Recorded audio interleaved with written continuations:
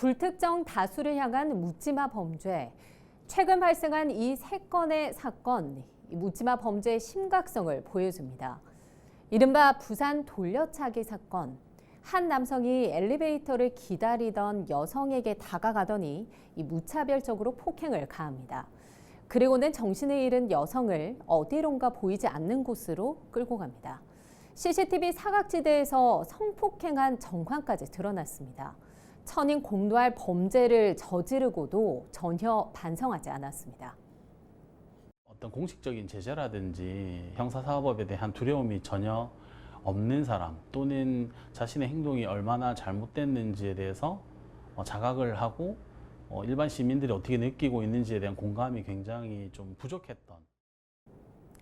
자신과 같은 또래인 20대 여성을 무참히 살해한 이 정유정 사건. 살해 후 시신을 훼손하고 유기한 잔혹 범죄. 이 사건 역시 일부 묻지마 범죄의 특징을 가지고 있습니다. 과외 앱을 통해 전혀 모르는 피해 여성의 집을 찾아갔는데 자신보다 약한 대상을 범행 대상으로 삼았습니다. 묻지마 범죄들을 보면 불특정 다수라고 하지만 그 범죄자 본인보다 약한 사람을 선정하는 경우가 대부분이거든요. 여기에서도 부모와 함께 생활하지 않는 여대생, 그리고 본인이 혼자 있는 시간이 언제인지 그런 걸 사전에 다 확인을 했습니다. 이 사건은 최근 이 부산 시내 한밤중 주택가 골목에서 발생한 화재입니다.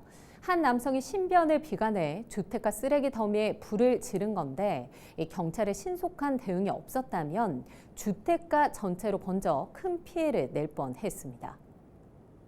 강화 범죄가 대표적인 분노를 표출하는 범죄라고 전문가들이 분석을 하거든요. 그래서 꼭 살인이 아니더라도 그런 심리적으로 해결되지 못한 스트레스나 본인 스스로 뭔가 해결하지 못하는 그런 갈등 상황을 혼자 계속 고립적으로 생각하다 보면 잘못된 결론을 내릴 수가 있고, 그게 이제 반사회적 인격 장애로 불리는 사이코패스, 이 공감 능력이 없는 것이 특징이죠. 이 세 사건의 범죄자들이 가진 공통점, 바로 공감 능력이 없다는 점입니다. 실제로 또래를 잔인하게 살인한 정유정은 사이코패스 성향 점수가 상당히 높게 나타났습니다. 사이코패스라든지 소시오패스라든지 그런 사람들의 기질, 특질과 일부 일치하거나 점수가 높게 나올 수는 있지만 꼭 그게 범죄의 원인이 됐다고 보기는 조금 힘듭니다. 그 범행을 저지를 당시에 그 어떤 심리적인 요인, 여러 가지 촉발 요인들이 있었기 때문에 그렇게 범행을 했다라고 생각을. 일부 전문가들은 묻지마 범죄 요인으로 SNS 사회 관계망 서비스를 지목하기도 합니다.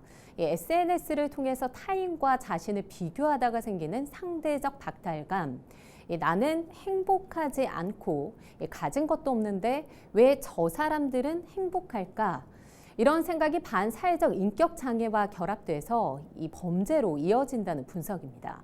스마트폰에 갇힌 채 터놓고 이야기할 사람이 없이 고립되는 이들이 늘어나면서 이 무고한 시민들이 묻지마 범죄에 위협받고 있습니다.